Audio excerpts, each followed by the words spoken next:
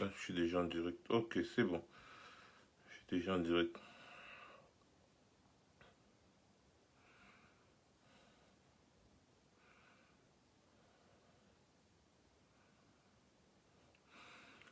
Bonsoir, bonsoir à tout le monde. Bonsoir à tout le monde. Alors, je vais commencer le direct d'abord en vous annonçant que ma page ici sera certainement bloquée dans les jours qui viennent.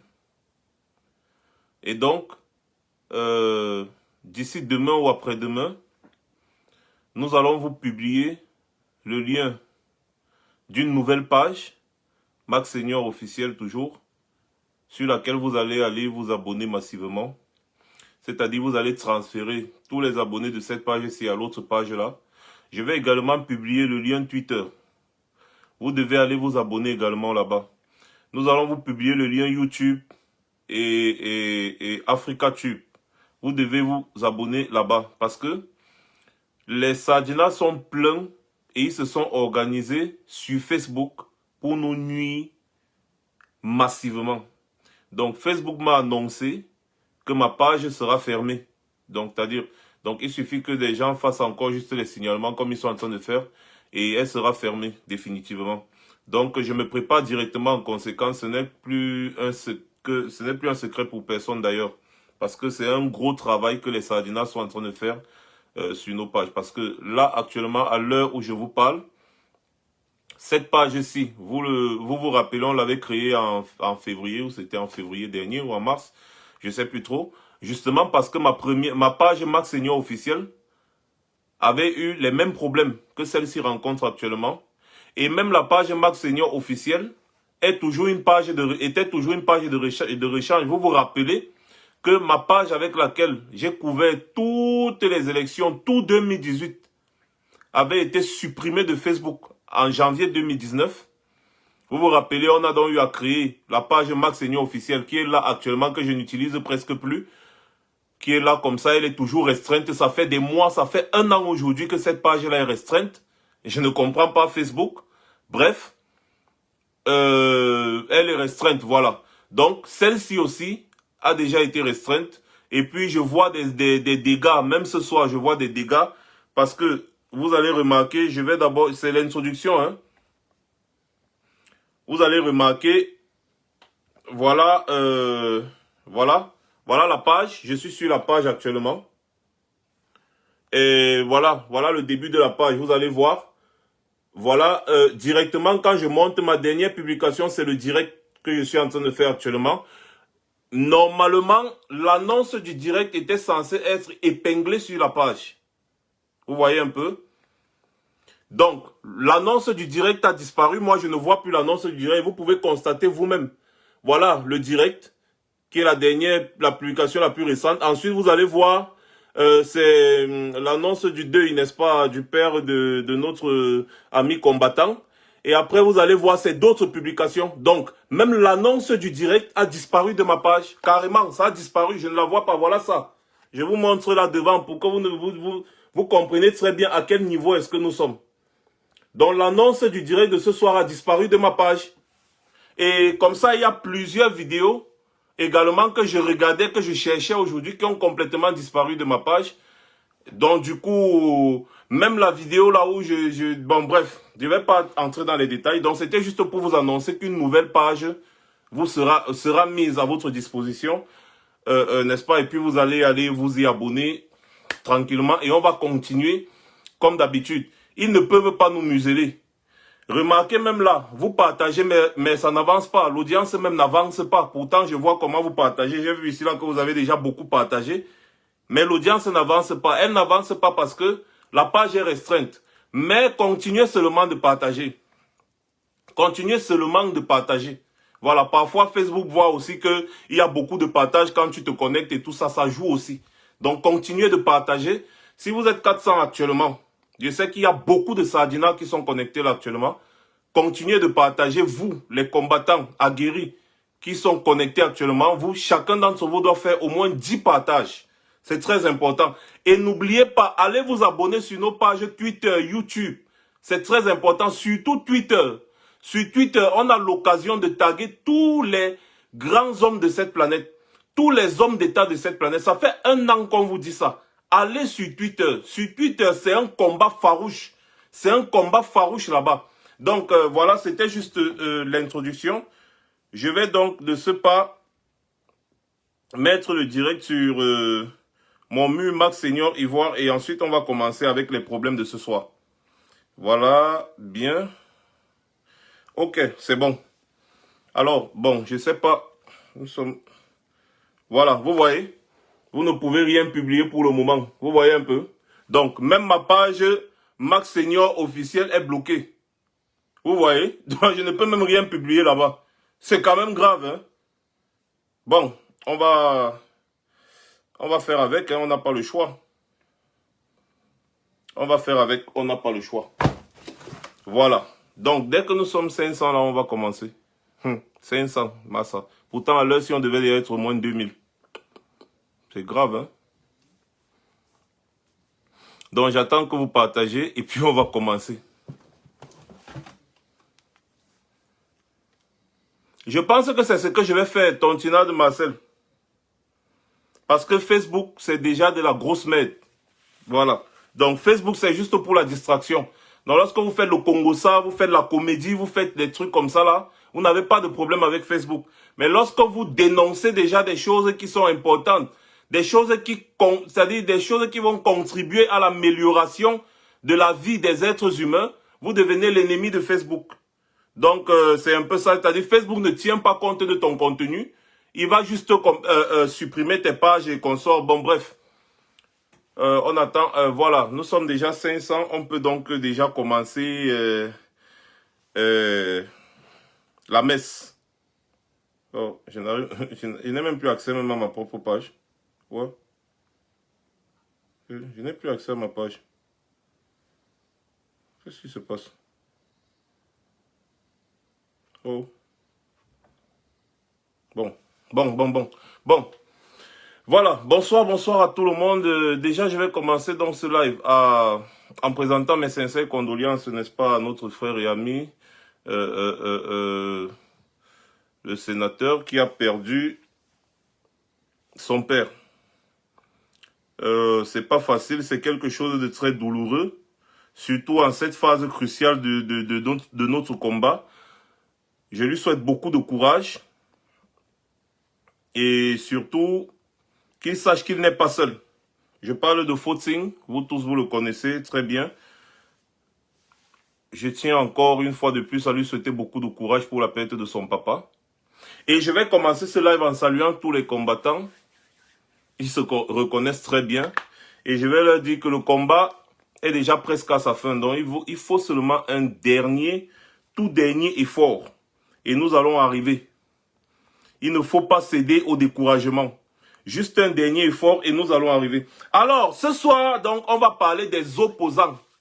Des opposants, des députés et aussi de la roubladise de Biya. La roubladise de Biya qui consiste à embrouiller les gens, à rouler les gens dans la farine. Vous vous rappelez, vous avez vu hier, aujourd'hui, vous avez eu beaucoup de publications, n'est-ce pas, qui parlaient, bien évidemment, de la libération de beaucoup de prisonniers politiques. Beaucoup de prisonniers politiques. Les patrons de Biya ont donné encore du temps.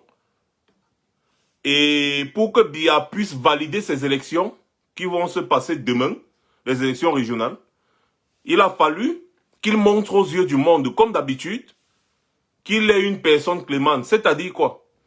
Quelqu'un te kidnappe pour rien, en violant tous les principes de la République. Liberté d'expression, liberté de manifester, tout ce qui va avec. Il te kidnappe, il te garde enchaîné, emprisonné, pendant des années, pendant 2 ans, pendant des mois. Et après, à son bon vouloir, il ordonne qu'on te relaxe. Et vous voulez que moi j'applaudisse? C'est-à-dire que quelqu'un te prend, il te kidnappe, il t'amène au désert, il t'abandonne au désert. 1 semaine, 2 semaines, 1 mois, 9 mois après, il revient. Il te porte maintenant du désert où il t'a abandonné, il va te laisser maintenant dans une ville. Tu lui dis, oh merci, merci mon sauveur, merci beaucoup, vraiment merci mon sauveur, merci. Vous voyez un peu, c'est-à-dire, ton bourreau devient ton sauveur. C'est un exploit. Parce que celui qui t'a arrêté, t'a libéré, celui qui t'a arrêté arbitrairement, t'a libéré, ça devient vraiment un exploit. Donc, c'est-à-dire, il se fait un nom parce qu'il t'a libéré. Et là, on oublie qu'il t'avait arrêté. Moi, je n'oublie pas. C'est bien, il a libéré, pas à son bon vouloir. Il a libéré parce que la communauté internationale, vous avez vu, Emmanuel Macron a haussé le ton dernièrement, le Drian a parlé. Et là, il fait un geste. Ça, c'est ce qu'on appelle en politique geste d'apaisement, petit geste d'apaisement. Il libère encore quelques prisonniers politiques là pour embrouiller le cerveau des gens. Pour dire, bon voilà, j'ai libéré les gens, les élections régionales, ça peut quand même se passer. Vous pouvez quand même accepter les résultats, non? Parce que nous savons comment les élections se passent. Tout est déjà organisé. Les élections régionales là, peuple camerounais, celui qui porte ses pieds, il paye son taxi pour aller mettre le bulletin dans une urne. Il perd son temps. Il perd son temps, pourquoi? Parce que tous les dés sont déjà pipés. Là où ils sont là-bas, là, ils savent déjà qui sera président régional, qui sera à quel poste. Ils le savent déjà. Donc, ce n'est pas quelque chose que vous allez voter ou que vous n'allez pas voter où. Ils savent déjà qui ils vont mettre où. Donc, c'est pour ça que le grand-père Sardinat et son régime ont libéré quelques prisonniers. Ces prisonniers sont libres, ces anciens prisonniers sont libres, c'est très bien pour nous. C'est très bien. Mais n'oublions pas que c'est de la roubladise. Parce qu'ils savent que nous sommes à la veille des élections très contestées. Donc il a fait ça pour jeter l'esprit des autres personnes au champ. Il a fait ça pour que pendant quelques jours, on jubile la libération des prisonniers. Non. Cette libération des... Bloquez-moi Attendez, moi je me charge de bloquer ça. Les chiens comme ça, là, vous venez faire la promotion des maraboutages. Ici, là, vous-même, vous n'arrivez pas à manger, mais vous voulez rendre les gens riches. Vous voyez un peu. Donc, nous ne devons pas oublier dans quelle position nous sommes. Nous sommes des révolutionnaires. Et notre combat absolu, c'est le départ de Biya. Ce sera notre victoire. Le reste là, tout ça, ce n'est que des objets complémentaires. Moi, je ne jubile pas trop ces choses-là. Libérer, c'est leur droit d'être libre. C'est leur droit parce qu'ils n'avaient pas à être en prison.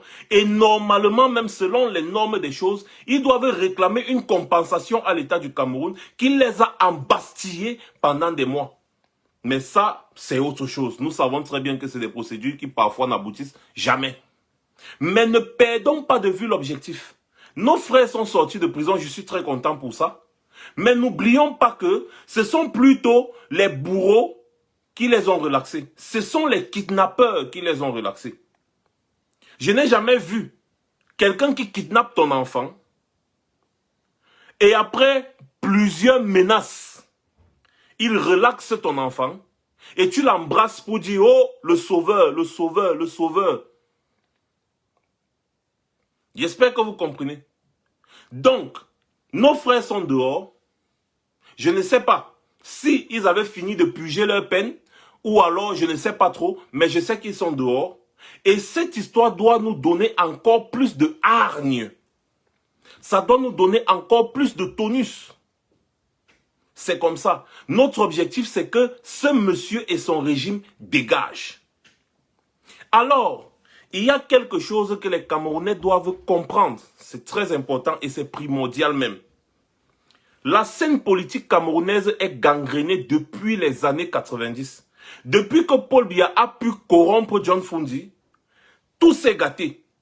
Toutes les personnes que vous voyez se placer en face de vous et vous dire « Nous sommes les opposants à l'Assemblée nationale, nous faisons ci, nous faisons ça ». En réalité, ces personnes ne servent à rien. Bon, ils servent à une chose, c'est de légitimer, n'est-ce pas, la fourberie et l'usurpation de Biya depuis des années. Parce que, comme Biya a signé régime démocratique, du coup, il lui faut des opposants pour blanchir son image à l'étranger. En réalité, ces personnes qui se disent opposants là, ne sont pas des opposants, ce sont des alliés de Biya. Ils sont là pour conforter le pouvoir de Biya. Ils sont là pour permettre à Biya de mieux s'asseoir à Etoudi. Ils sont là pour aider Biya à rester à Etoudi.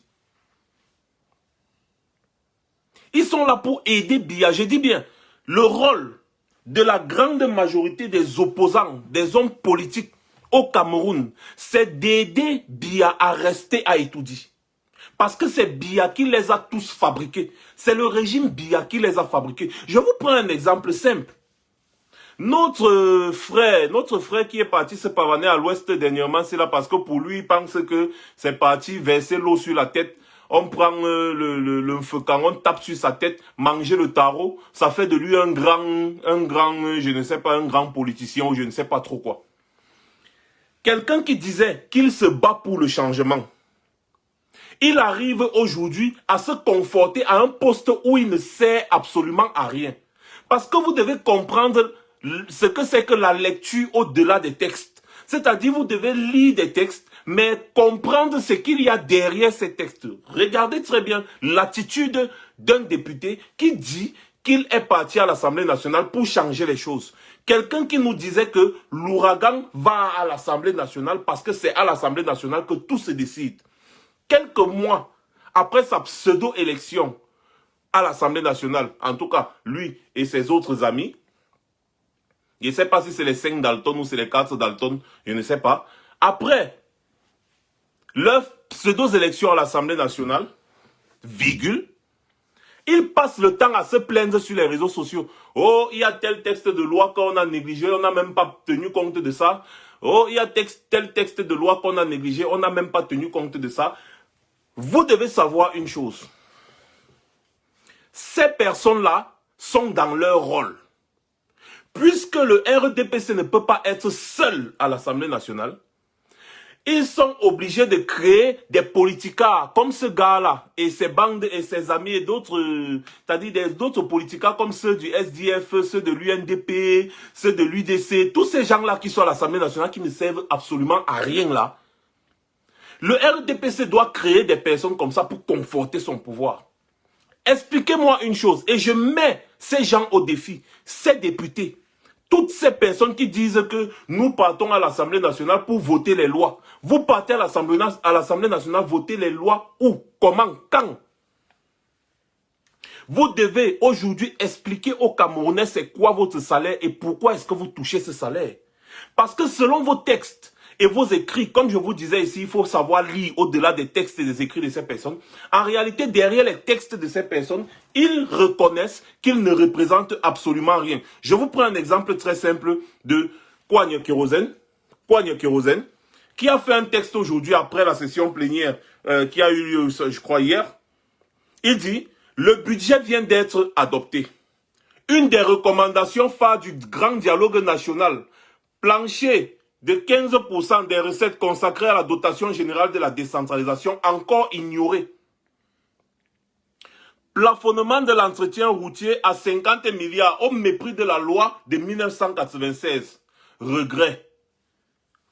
Il a dit aux gens que votez-moi, je vais partir à l'Assemblée nationale parce que nous avons le pouvoir de changer les choses. A-t-il tenu parole en tant qu'élu d'un peuple ou alors d'une partie du peuple? A-t-il tenu parole? Il vous dit ici que non. Il vous explique ici en réalité dans ce texte qu'il est inutile à l'Assemblée nationale. Il vous explique que son parti politique est inutile à l'Assemblée nationale et donc il vous explique finalement qu'il mange l'argent. Comme il est député, il a un salaire, il a une voiture, il a une maison, je ne sais pas trop. En fait, il vous explique ici qu'il mange l'argent du contribuable gratuitement parce que il est député. Donc, comme je vous expliquais, il a un salaire. Et vous allez voir, ils sont dans les 1 million et poussière par mois et tout ça, sans compter encore les dotations de ci, de cela, machin, toutes les primes de ci, de ça. Mais, pour ne rien faire.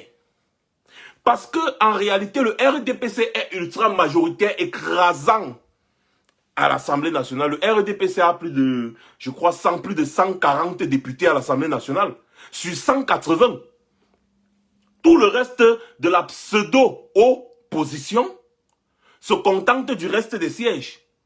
Donc vous voyez que quand le RDPC dit oui, même si vous montez, vous descendez, vous ne pouvez plus rien faire. Alors, comment est-ce qu'un parti politique peut aller changer les choses à l'Assemblée nationale avec 5 députés sur 180? 5 députés sur 180. Et le parti du régime Biya a plus de 140 députés. Ça veut dire que l'Assemblée nationale est gérée par le RDPC. Le président de l'Assemblée nationale, RDPC. Vice-président, l'Assemblée et le président de l'Assemblée nationale, il est président de l'Assemblée nationale depuis que l'Assemblée nationale même existe. C'est-à-dire depuis Kaba Yege Dibri, depuis le président de l'Assemblée nationale. Donc, vous êtes juste là pour compléter le reste des sièges parce qu'en réalité, le RDPC ne veut pas prendre tous les 180 sièges. Donc, avec ce genre de texte, et ce n'est pas le premier en son genre, il y a aussi Nouran Foster qui avait fait ce même genre de texte et tout pour dire qu'on parle à l'Assemblée nationale, ne nous écoute pas. Mais, les gars, le RDPC a planifié son mode de gouvernance.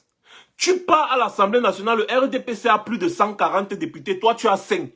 Tu vas aller voter quoi? Tu vas aller dire quoi? Tu peux faire des propositions, assieds-toi avec tes amis, vous écrivez tout ce que vous voulez. C'est ce que le RDPC va vouloir qu'on va adopter. C'est ce que le RDPC va vouloir qu'on va voter. Et ils le savent, parce que ce gars est très intelligent. C'est un gars qui est très intelligent, hein, et il le sait. Il sait qu'en réalité, ils sont juste partis à l'Assemblée nationale pour avoir leur gain, pour avoir un peu d'argent. En cap, c'est une affaire d'argent. Money, yes. Money. Donc, il vous explique, et tout le temps c'est comme ça, hein, il vous explique qu'il ne sert à rien dans l'Assemblée nationale. Parce que ce n'est pas la première fois qu'il vient se plaindre sur les réseaux sociaux qu'un texte de loi n'a pas été adopté, machin, violation de la Constitution, bien de l'article tel de quoi, de la loi de quoi, la loi de finances, de ceci, de cela. C'est sur Facebook ou sur Twitter qu'il vient se plaindre. C'est fini, hein. Il se plaint comme ça, là, ça change quoi? Le RDPC a voté sa chose.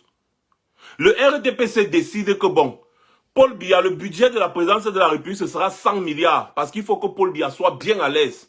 Toi, avec tes 5 députés, tu vas dire quoi? Rien. Le SDF, avec tes 5 députés ou tes 10 députés, tu vas dire quoi? Rien.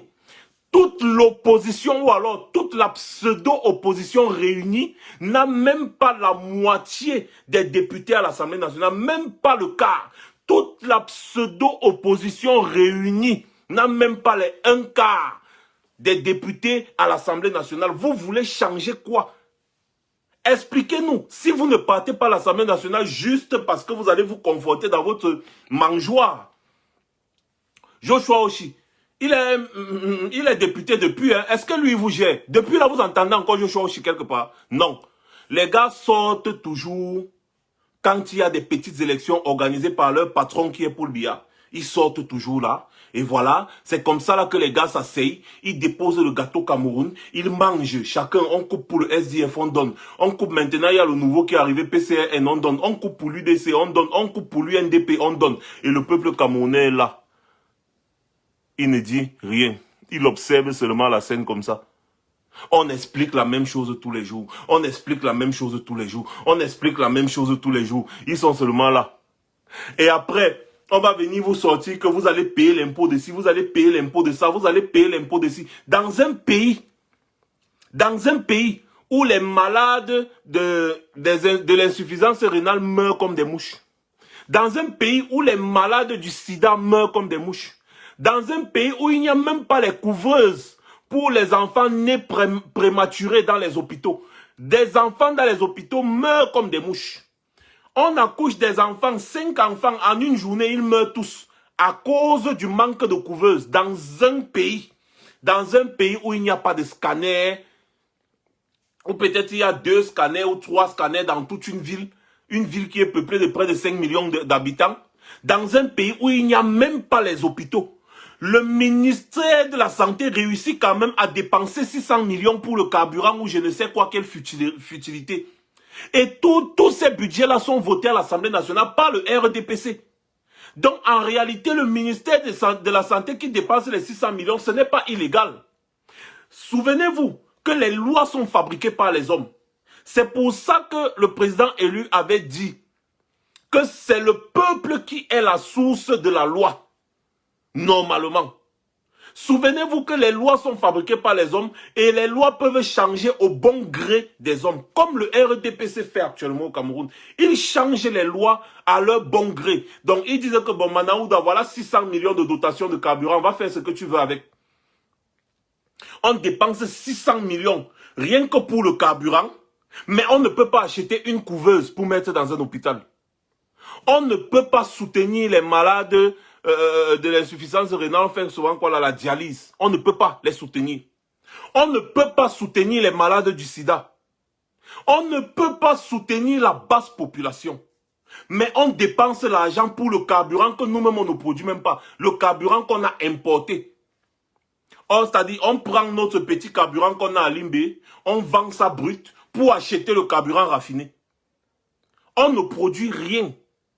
On achète tout. Et on dépense encore l'argent de notre budget dans les futilités. Et tout ça devant le peuple camerounais, on explique ça tous les jours et fatigués. Ils ne comprennent absolument rien. Ils ne comprennent pas. Voilà donc comment notre pays est dirigé.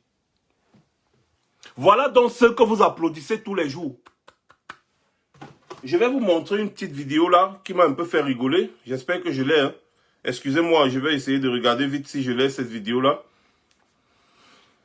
Ah. Continuez le partage, ne vous arrêtez pas de partager. Oh shit, c'est pas possible ça. Ne vous arrêtez pas de partager. Vous voyez que ça stagne, ça ne veut pas avancer. C'est parce que c'est restreint. Ça ne va pas aller au-delà de ça. Donc vous allez seulement partager. Comme ça, là, ceux qui ne peuvent pas être connectés ce soir vont se connecter demain et pourront voir la vidéo. La vidéo là est où? La vidéo là est où? Oh non, non, non, non, je ne l'ai pas ici. Je ne l'ai pas ici, mais je vais vous la poster. Attends, oui. Non, je crois que je l'ai. Je crois que je l'ai. Le temps que je cherche la vidéo, faites un tour de partage rapidement, les gars. Oh, mais ouvre-toi, bon Dieu.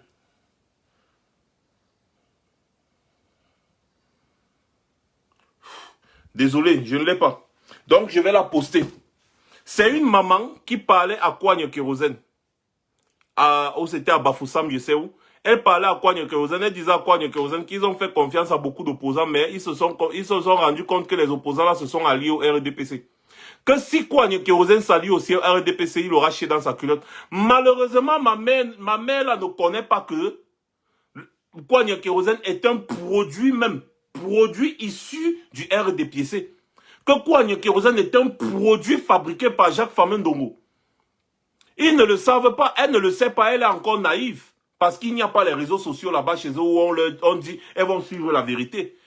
Si quelqu'un connaît la mère là, qui dise à la mère là de ne pas faire confiance à Kouagne Kérosène. Parce que c'est un produit fini du RDPC.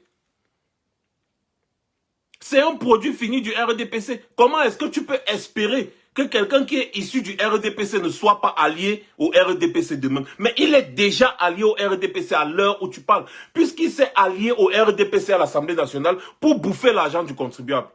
Vous voyez un peu quelqu'un comme Paul-Éric King par exemple, qui dit avec le sourire que Paul Biya lui a donné 20 millions. Les 20 millions là sortent d'où? C'est l'argent du contribuable.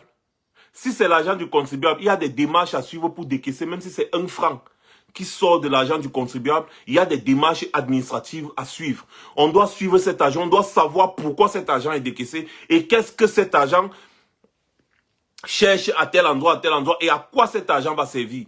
Si c'est l'argent du contribuable, si c'est l'argent de Paul Biya, 20 millions, on doit chercher à comprendre comment quelqu'un qui a seulement été fonctionnaire dans sa vie est capable de se lever un matin et sortir 20 millions de francs dans sa poche pour donner à quelqu'un comme ça. C'est-à-dire, il sort 20 millions comme ça, il te donne juste parce que tu as insulté Maurice Kamto.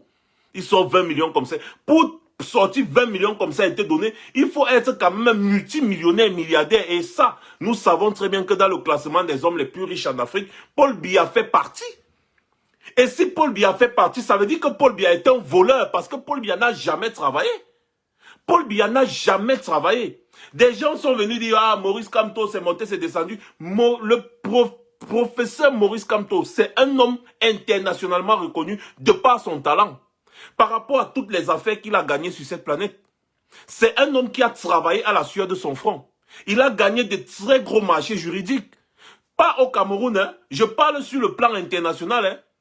C'est un juriste international. C'est quelqu'un qui a travaillé et il a gagné son pain à la sueur de son front.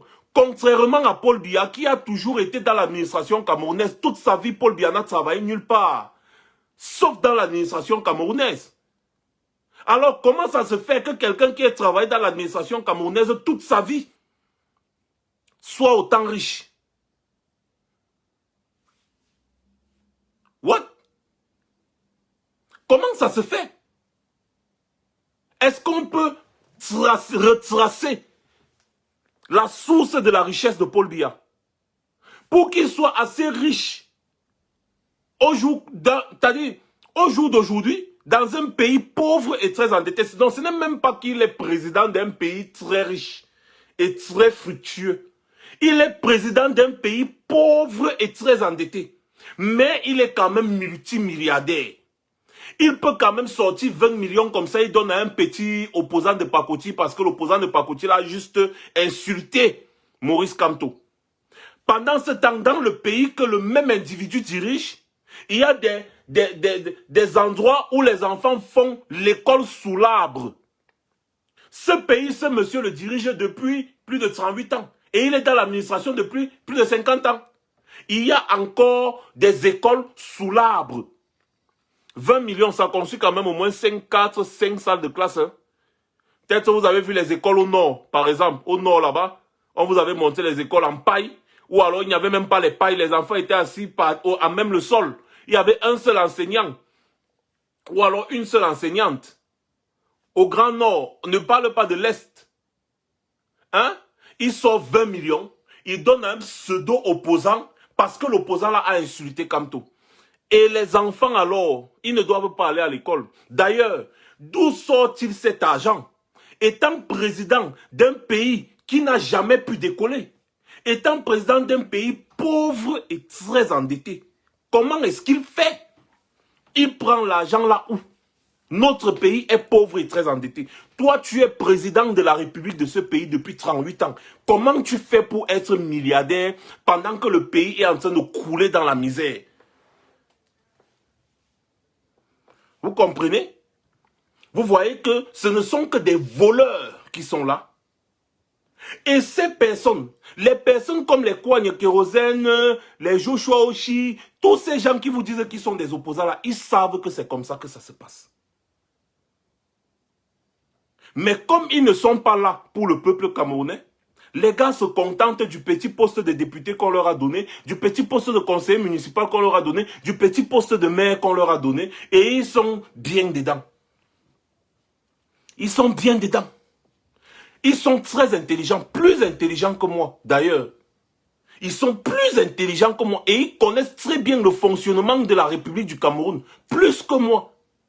Mais ils acceptent cela parce que effectivement, ils sont des alliés du pouvoir.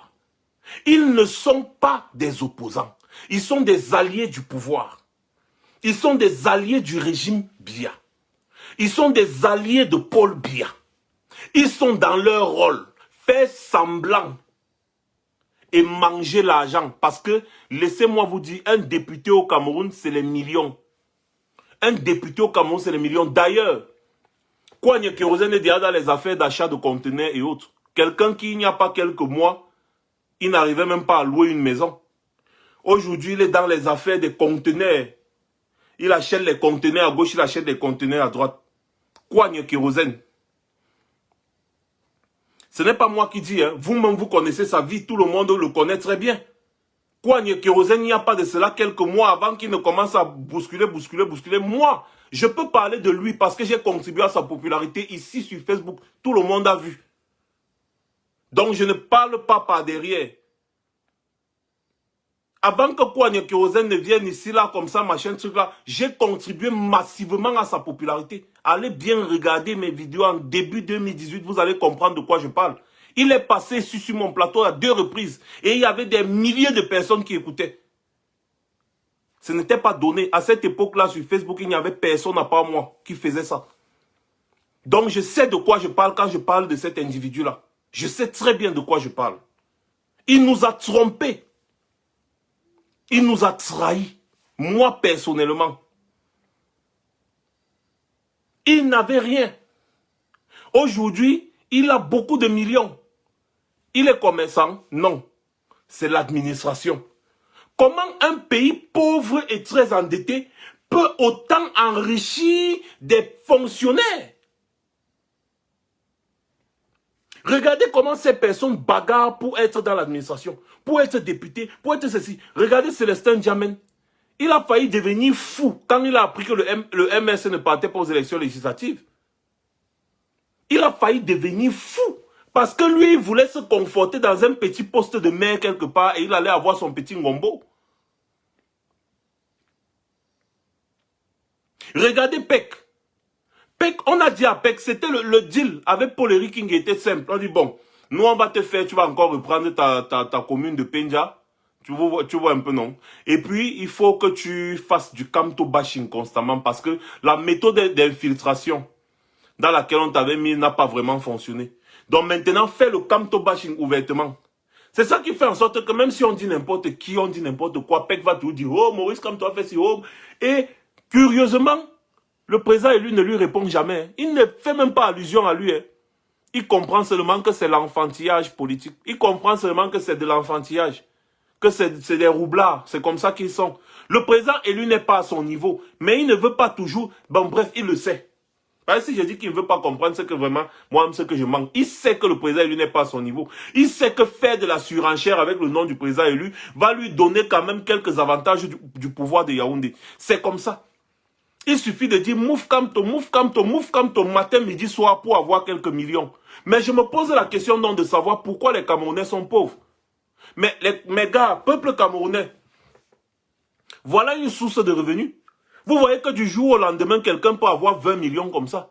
Donc vous aussi cherchez pour vous des millions, non? Hein? Du jour au lendemain, quelqu'un peut avoir 20 millions juste parce qu'il a passé son temps à insulter le président et le président élu. Mais que les 30 millions de Camerounais aussi, une fois insultent le président élu matin, midi, soir, on leur donne aussi 20 millions. C'est juste une façon de blaguer. Pour dire que regardez à quel niveau notre pays est tombé. Peuple camerounais. Regardez vous-même à quel niveau. Les voleurs là ne se cachent plus. On vole l'argent à hauteur des milliards. Vous n'avez pas de route. Vous n'avez pas d'hôpitaux. Vous n'avez pas d'école. Vous n'avez rien. La journée internationale de lutte contre le sida est passée. Vous avez vu quoi? Les gens sont morts à Kumba. Les enfants sont morts à Kumba. Les gens meurent tous les jours. Chantal Biya n'a pas inauguré le tour cycliste Chantal Biya. Elle n'a pas inauguré le tour cycliste Chantal Biya. Après, elle va prendre l'argent du contribuable pour vous donner. Elle va aller prendre l'argent du contribuable, oh, excusez-moi, pour leur donner. Donner aux personnes qui pédalaient les bicyclettes là. C'est tout ce qui l'intéresse. Une jouisseuse internationale. Un gouvernement de jouisseurs. Ils ne font absolument rien. Mais malheureusement, en face, il y a un peuple qui est là comme ça, à mort. Il ne dit rien, il ne fait rien, il ne dit rien, il ne fait rien. Il voit seulement comment on est en train de le voler tous les jours, on le vole, tous les jours, on le vole. Ce qui est encore curieux, c'est qu'on crée encore des taxes. On lui dit, tu vas payer ça, lui aussi, il paye. Tu vas payer ça, lui aussi, il paye. Tu vas payer ça, lui aussi, il paye. Pendant ce temps, ces mêmes personnes prennent l'argent de leurs taxes, ils achètent des grosses Prado, ils achètent des grosses maisons, ils ont des comptes bancaires bien fournis ici en Europe. Leurs enfants vivent bien, leurs enfants sont dans des appartements luxueux ici en Europe, avec le pauvre argent du contribuable, avec ton pauvre argent que tu donnes. Les 100 francs que tu donnes en tant que Bayam Selam chaque jour au marché, le ticket de 100 francs, 200 que tu donnes, chaque jour au marché là, Bayam Selam. Tu sais combien de marchés il y a au Cameroun? Est-ce que tu sais que, rien qu'au marché peut-être prenons peut-être le marché des Kounou et le marché de Vombi. Si vous payez, chaque commerçant là-bas paye 100 francs. Et qu'il y a 10 000 commerçants là-bas, c'est-à-dire le marché de Kounou, le marché de Vombi. Disons qu'il y a 10 000 Bayam Selam là-bas. Vous donnez seulement 100 francs chaque jour. Hein. Fois 10 000, ça fait combien? Calculez. Fois 10 000. Chaque jour. Donc, c'est comme ça là que vous donnez l'argent aux gens là tous les jours. Tous les jours, tous les jours, tous les jours, tous les jours, vous leur donnez de l'argent. Et ils brassent des milliards sur votre dos par an. Des milliards sur votre dos. Et c'est avec ces argents là qu'ils vont payer l'école de leurs enfants. Dans les meilleures écoles ici là, ils vont payer les appartements à leurs enfants. Et c'est tout. Quand eux, ils sont malades, ils vont aller se soigner, ils vont venir se soigner ici en Europe. Et vous, quand vous serez malade, vous allez fouiller les hôpitaux, vous n'allez même pas trouver. Pour celui qui trouve l'hôpital, il faut qu'il ait l'argent pour se soigner.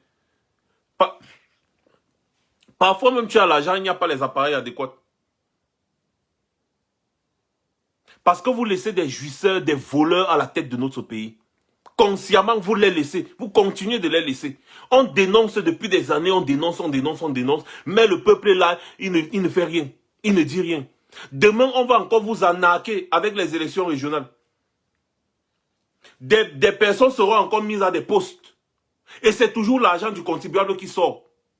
Quel est ce pays-là où le pays ne produit rien, mais il y a au moins 70 ministères, 70 ministres, ou c'est 76 ministres, ou c'est combien, je ne sais pas. Et chaque ministre vit par mois au moins avec 10 millions de francs. Un pays qui ne produit rien. Celui qui est à la tête du pays n'a rien créé. Mais il y a au moins 70 ministres. Celui qui est à la tête du pays pauvre et très endetté est multimilliardaire. Tous les ministres sont multimillionnaires, d'autres sont milliardaires. La majorité des anciens ministres sont en prison parce qu'ils ont volé les milliards. Dans un pays pauvre et très endetté, pas de route, pas d'école, pas d'hôpitaux, rien. Les quelques écoles de luxe que les compatriotes qui sont allés dans la diaspora parviennent à venir construire au Cameroun, ils ont encore des difficultés avec tout genre de taxes qu'on leur impose. Et pourtant, dans d'autres pays, comme la Côte d'Ivoire par exemple, on accompagne les personnes qui investissent dans les écoles, on les accompagne plutôt. L'État les accompagne en les subventionnant. Mais chez nous, là, c'est le contraire. On veut seulement tout tuer. Tuer pour tuer. Le peuple reste amorphe. Le peuple ne dit absolument rien. Ça va durer pendant combien de temps? J'ai tenu à faire ce live aujourd'hui pour essayer d'expliquer à mon niveau le fonctionnement de ces pseudo-opposants. Mes chers Camerounais, appelez les membres de vos familles. Demandez-leur de ne plus faire confiance à ces personnes. Les opposants, comme les Kouagne Kérosène. Les opposants, comme les Joshua Oshi. Les opposants, comme les gens de l'UNDP, de l'UDC, tous ces gens-là, ce ne sont pas des opposants. Ce ne sont pas des opposants. Ce sont des opposants. Ce sont des personnes qui ne servent absolument à rien, mais qui consomment l'argent du contribuable. Ce sont des personnes qui sont à la limite complices des détournements de fonds publics. Ce sont des personnes qui mangent l'argent du contribuable sans travailler. Ce sont des personnes qui demain doivent rendre compte normalement. Parce que en sachant qu'ils ne servent à rien, ils acceptent quand même de percevoir un salaire mensuel.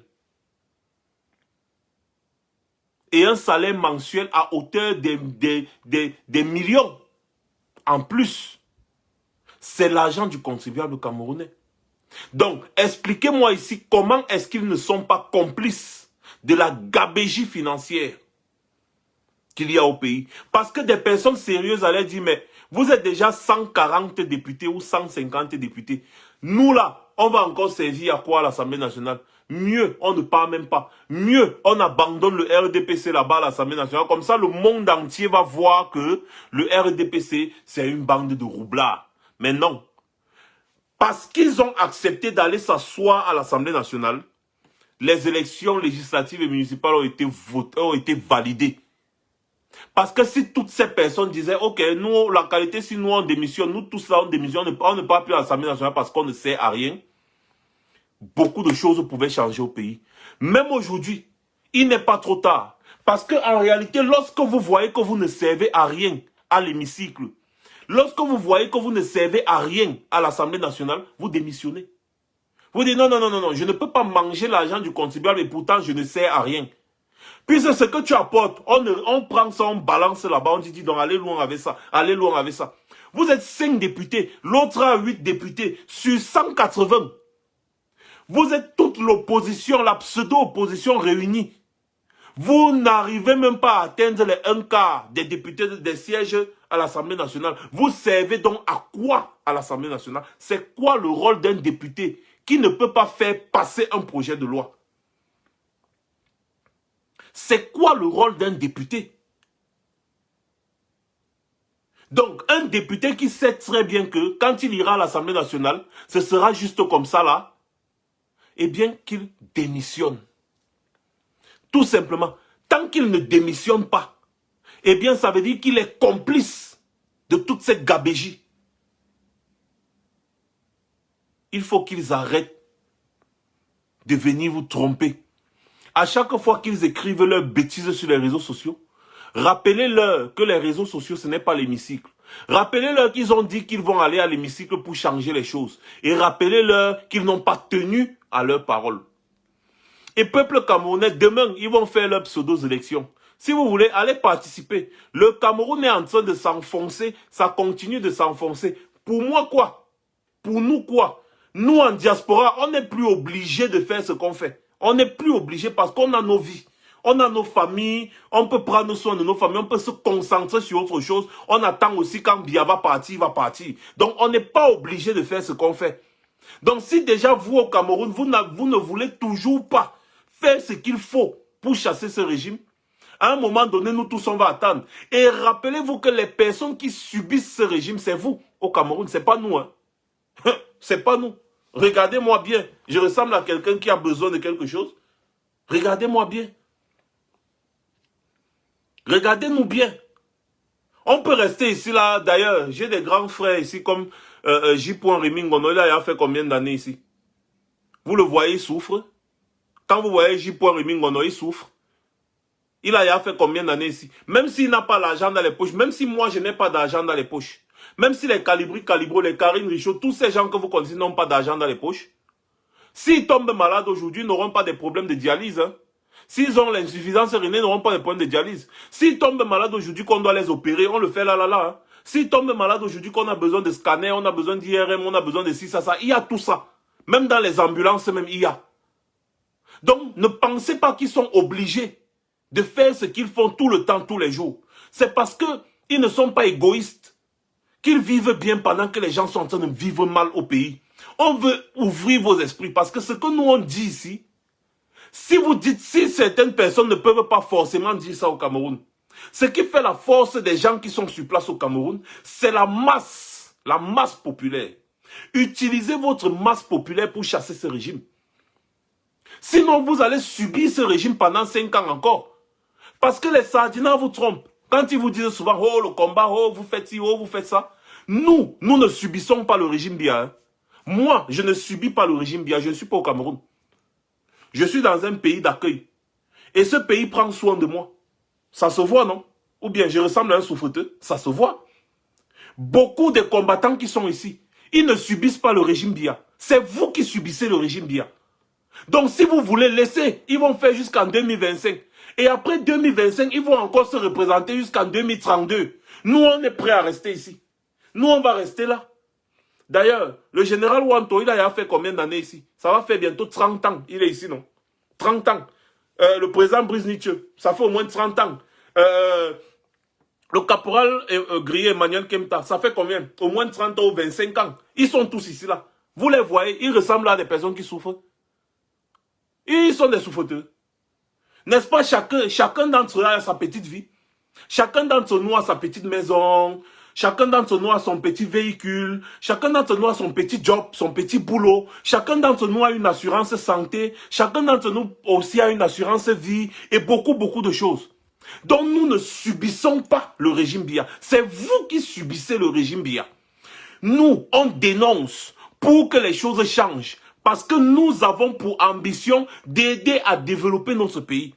Parce que beaucoup d'entre nous sont fatigués de travailler pour aider les Blancs à développer leur pays. D'ailleurs, les pays des Blancs sont déjà trop développés. Donc, il y a des personnes ici qui travaillent, qui ont de la tête, qui peuvent aider à développer le Cameroun, mais qui ne veulent pas avoir affaire à Biya. Parce que Biya a déjà tout fait pour décourager les gens. Je vous ai dit que j'ai un ami qui est ingénieur en Allemagne, pont et chaussée. Il construit les grands viaducs que vous voyez en Allemagne, pour ceux qui ne connaissent pas les grands ponts qui traversent les routes, là, les échangeurs, les ceci, cela. On a des Camerounais qui ont la tête, qui sont des professeurs dans des universités prestigieuses aux États-Unis, par exemple. Des universités prestigieuses, autant pour moi. Aux États-Unis, partout, au Canada, en Suisse, en France, partout. Il y a du talent, mais la majorité, ces personnes ne veulent plus avoir affaire au régime Biya. Il y a des Camerounais multimillionnaires, milliardaires en Europe, mais qui regardent Biya comme la diarrhée. Ils ne veulent pas avoir affaire à Biya.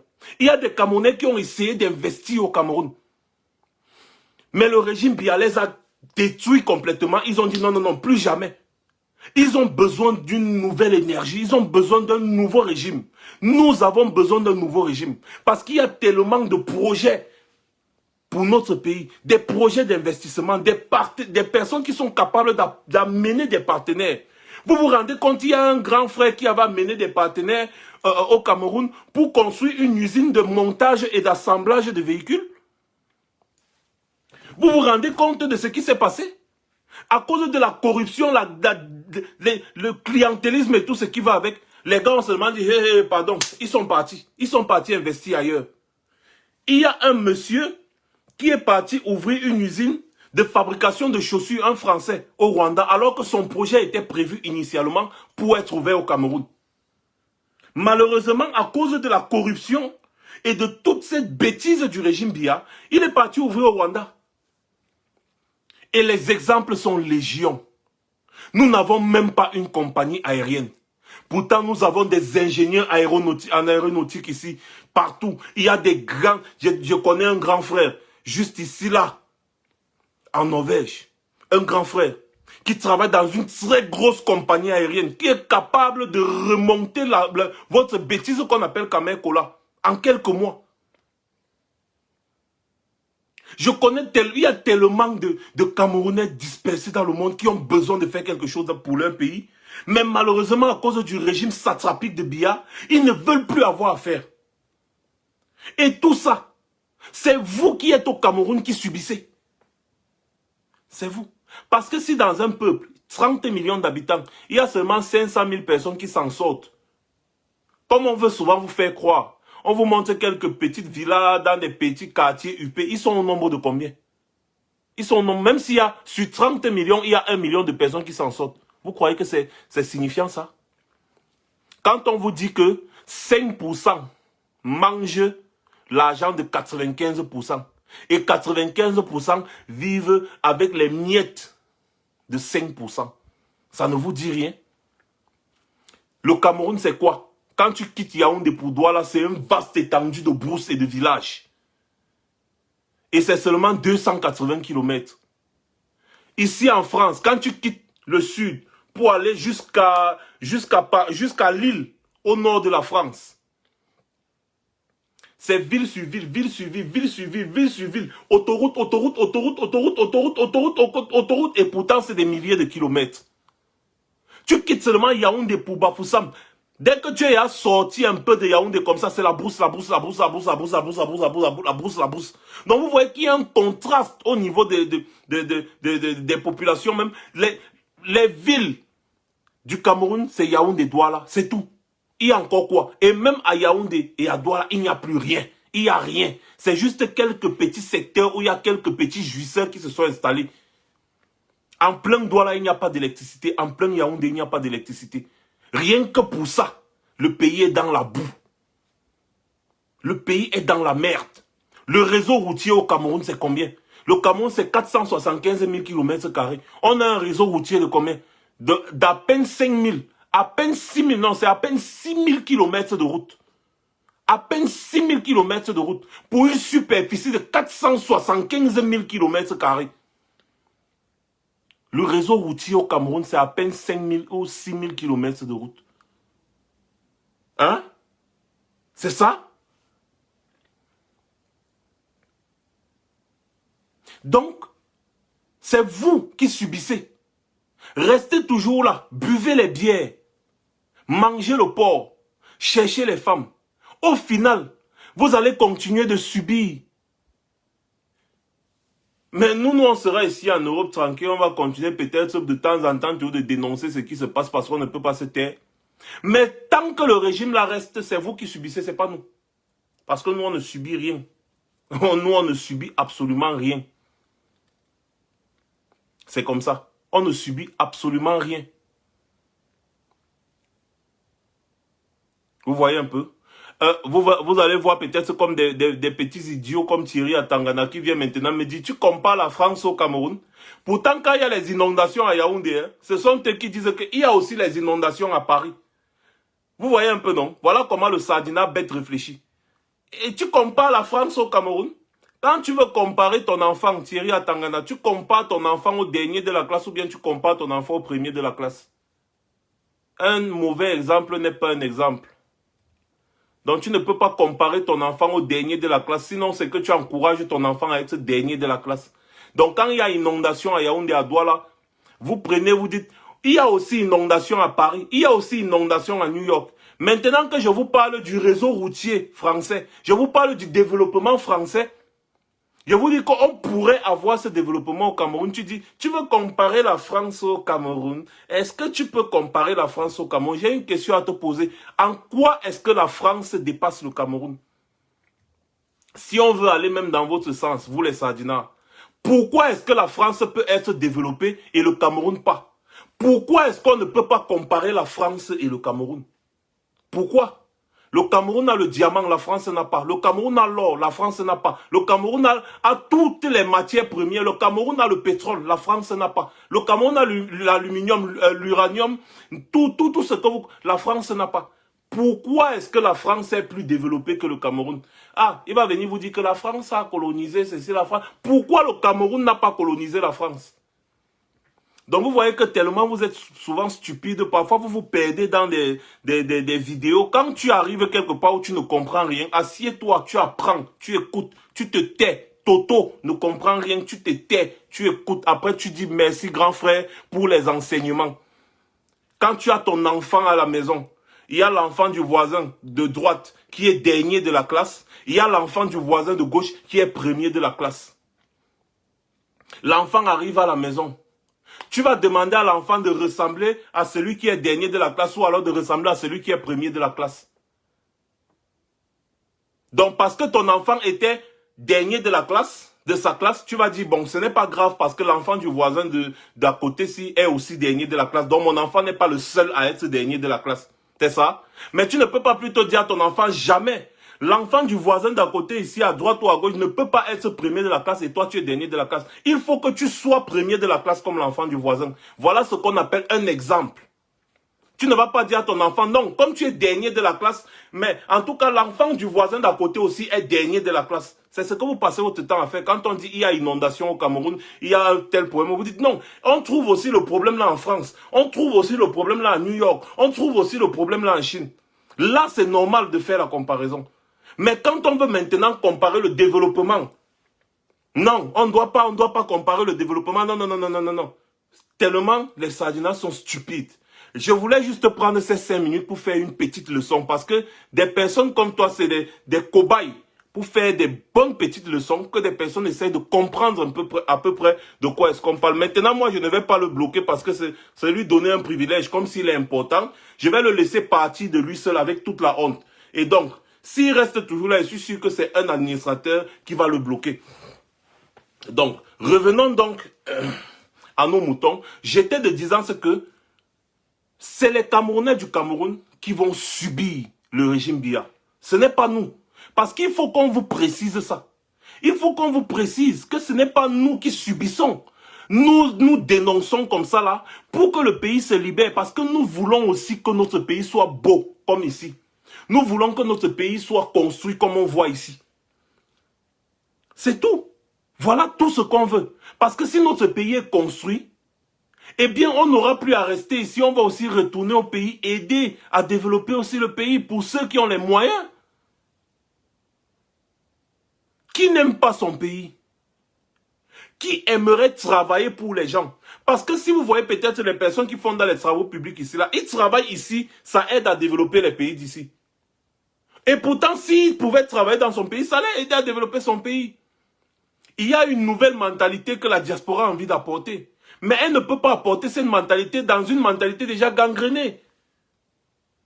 Il faut faire le nettoyage du système BIA, reformater le système, installer un nouveau logiciel Cameroun et ensemble nous allons développer notre pays.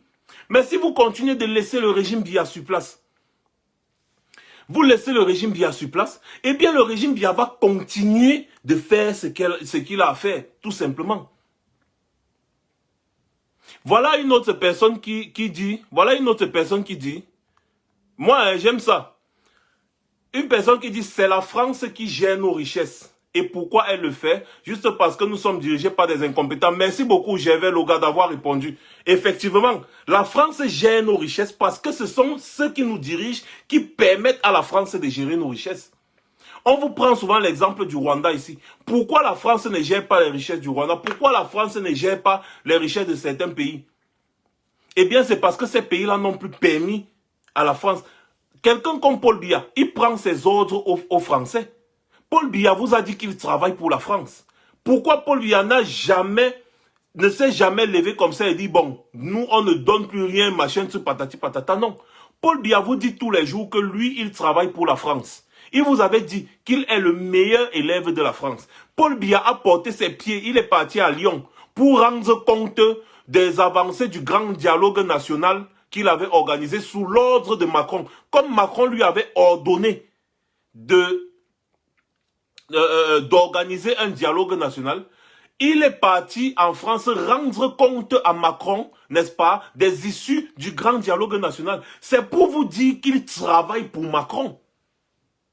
Il travaille pour les Français. Donc ce sont les dirigeants qui permettent à ces Français-là de faire ce qu'ils font. Parce que si vous avez des dirigeants fermes, comme le président élu Maurice Kamto par exemple, il n'y aura plus les affaires de France-Afrique. Donc, quand vous allez voir les Bandakani et tous ces pseudo-panafricanistes qui, au lieu de tirer sur les présidents africains, qui permettent à la France de faire ce qu'elle fait en Afrique, ils vont laisser les présidents africains les tirer sur la France. Non. Si tu pars au marché, par exemple, tu arrives ici, on vend 1 kilo de riz à 1000 francs. Tu arrives de l'autre côté, on vend 1 kilo de riz à 100 francs. Tu vas l'acheter où?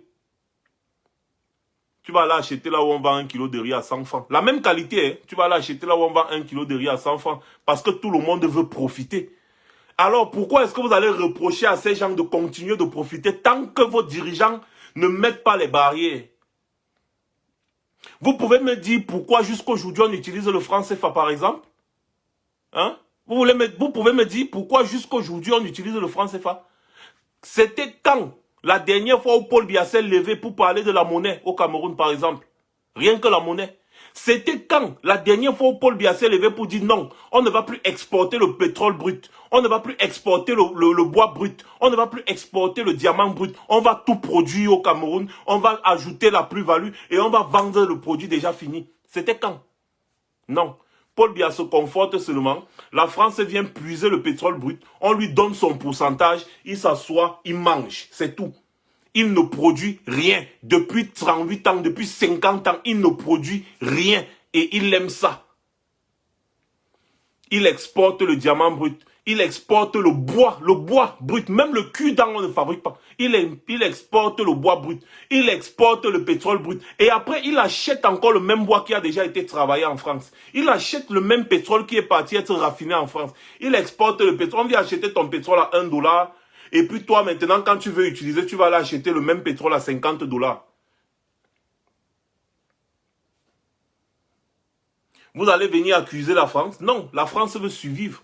Les présidents français, contrairement aux présidents africains comme Paul Biya, eux, ils travaillent pour la survie des Français.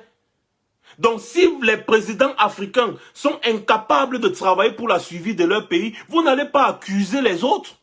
C'est d'abord eux le problème.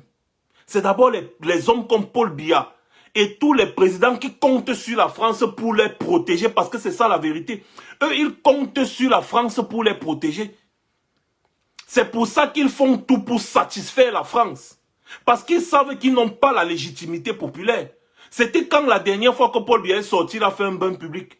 Paul Biya sort, il a toujours les militaires, au moins 5000 militaires autour de lui. Parce qu'il sait que Le peuple ne l'a jamais élu. Il a peur du peuple qu'il dit l'avoir élu comment? Paul Biya vit sous la protection de la France. En échange, il donne tout ce que la France veut. Si la France dit, bon, donne-moi le pétrole, c'est à 2 $ le litre, Paul Biya va lui donner le pétrole à 2 $ le litre, par exemple, c'est un exemple. Et maintenant, quand Paul Biya va vouloir utiliser le même litre de pétrole déjà raffiné, il va aller acheter à 100 $. C'est ce qui se passe au Cameroun.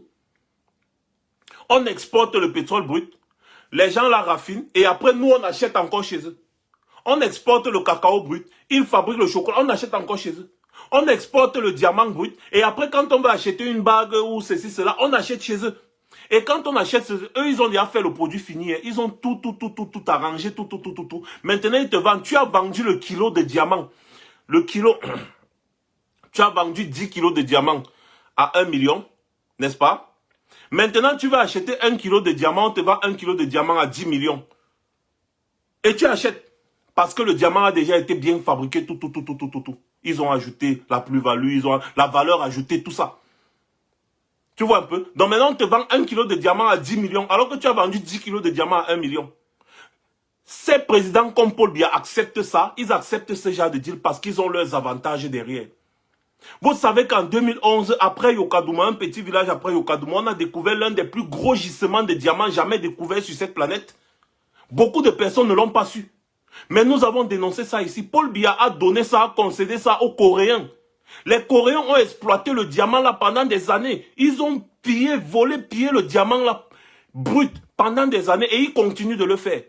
Depuis 2011, nous sommes en 2020. Imaginez la quantité de diamants qui est sorti du Cameroun en 9 ans. Le peuple n'est même pas au courant. Et ça sort brut. Ça sort brut. Les pays comme l'Angola ont décidé eux-mêmes de raffiner leur pétrole. L'Angola se développe à une vitesse exponentielle. Il y a des pays comme le Botswana qui ont décidé de transformer eux-mêmes leurs propres diamants. Et ça fait en sorte que le Botswana se développe à une vitesse exponentielle parce que le diamant, quand on prend, c'est brut, on transforme, ça donne d'abord de la main d'œuvre, ça ajoute la valeur au diamant et ils vendent ça déjà transformé. Ils ont le matériel, vous avez besoin, vous allez acheter. Si vous ne voulez pas vous laisser, il y aura d'autres acheteurs. C'est comme ça. Mais les hommes comme Paul Biya, rien, même le simple bois, le bois, c'est pas devant vous que les billes de bois sortent tous les jours, brut, ça part en Europe. Depuis combien d'années, depuis que je suis né, depuis que je suis tout petit, jusqu'à aujourd'hui, le bois continue de sortir au Cameroun, les billes de bois. Donc ça a dépassé Biya de créer une scierie nationale. Je me rappelle, il y avait une scierie au niveau de Vombi, à Coron. Coron, c'était une grande scierie. C'est où aujourd'hui? Même pour scier le bois, Paul Biya est incapable. Même pour scier le bois, il a été incapable d'implanter des usines pour transformer le bois. Parce que quand tu transformes le bois, il y a encore des déchets qu'on peut utiliser, comme le copeau, comme la sciure, comme les chutes de bois qu'on peut utiliser dans beaucoup de domaines. Vous allez voir des meubles qui sont fabriqués ici grâce à la sciure. C'est extrait du bois. Vous allez laisser tout ça, vous allez accuser la France. Vous pensez que les Français aussi ne veulent pas vivre? Chassez les hommes comme Biya à la tête de vos pays. Mettez des hommes valeureux et dynamiques, comme le président élu Maurice Kamto, qui n'ont rien à foutre avec la France-Afrique. Des personnes qui veulent changer complètement la donne. Mettez des personnes comme ça à la tête de vos pays. Et là, vous allez comprendre que nous aussi, on peut se développer. Mais tant que Biya va rester là-bas au Cameroun, ça va continuer comme ça. Et ce sera de mal en pire. N'écoutez pas ces pseudo-panafricanistes de bas étage qui passent le temps à vous dire que c'est le blanc qui est mauvais. Ils ne vous disent pas que ceux qui confortent les blancs dans leur position, ce sont d'abord les hommes comme Paul Biya. Ce sont les hommes comme Paul Biya là. Ce sont eux qui confortent les blancs dans leur position. Voilà. Donc, peuple camerounais, n'acceptez plus ce qui se passe là. On va vous le dire, je vous le dis, n'acceptez plus ce qui est en train de se passer. Vous êtes des millions au Cameroun. Vous pouvez vous lever un matin, vous écraser tout ce qu'il y a sur votre passage et vous allez déloger le monsieur là et tout dit. C'est notre pays. Nous avons fait ce que nous avons à faire ici là, en diaspora. Nous avons dénoncé partout, nous avons dénoncé partout. Il suffit que le peuple aussi se lève comme ils ont fait au Burkina Faso. Il suffit que le peuple se lève comme au Soudan. Que le peuple se lève comme en Algérie. Et qu'il dégage les hommes comme Biya. Sachez une chose. Tant que nous ne serons pas développés comme il se doit, même les gens s'ils ne nous respecteront jamais. Je vais vous expliquer quelque chose que j'expliquais à ma femme l'autre jour. Vous voyez les Chinois. Ça c'est pour clôturer. Vous savez que les Chinois ont vécu l'esclavage aussi. Les Chinois ont vécu la domination japonaise, la domination anglaise et tout ça.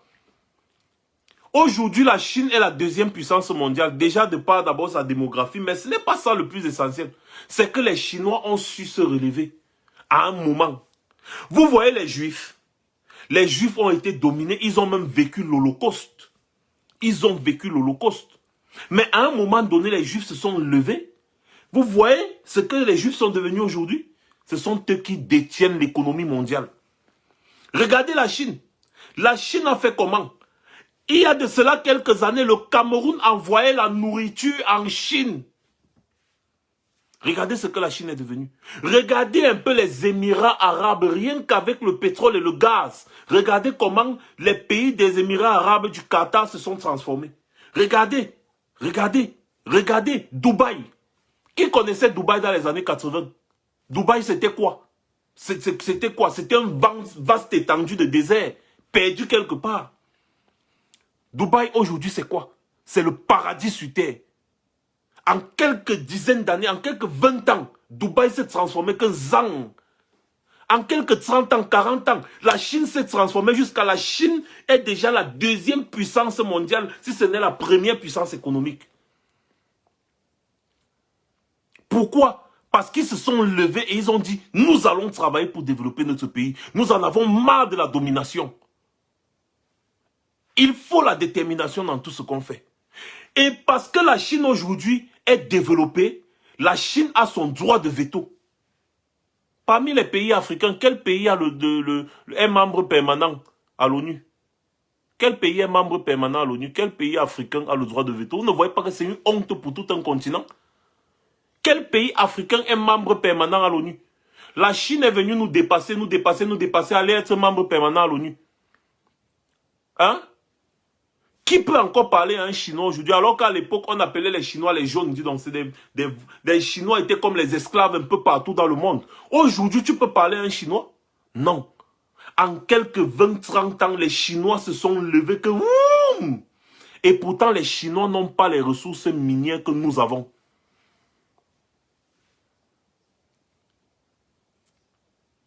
Regardez, vous-même, les Juifs. Les Juifs ont quelles ressources? Mais ils ont su dompter. Ils ont su se faire respecter. Le passeport israélien est l'un des passeports les plus puissants de cette planète. Avec ton dollar, passeport du Cameroun, tu pars où? Tu sais à quoi?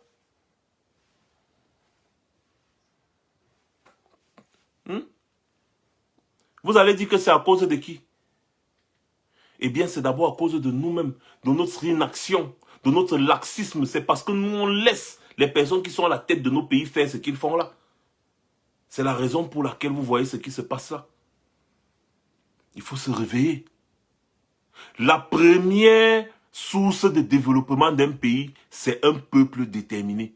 Si vous avez un peuple qui n'est pas déterminé, eh bien le pays là ne va jamais, jamais, mais alors jamais décoller. Le pays là ne va jamais décoller. Ça sert à quoi d'avoir la démocratie dans un pays quand on ne peut pas avoir le développement? Aux Émirats arabes unis, il n'y a pas de démocratie. Hein. Il y a même encore la loi de la charia. Tu voles, on coupe tes mains. Tu regardes la femme de quelqu'un, on perce tes yeux. Mais c'est le paradis, c'est en train de se développer à un niveau exponentiel. Même en Chine, il y a la peine de mort. Mais regardez la Chine aujourd'hui.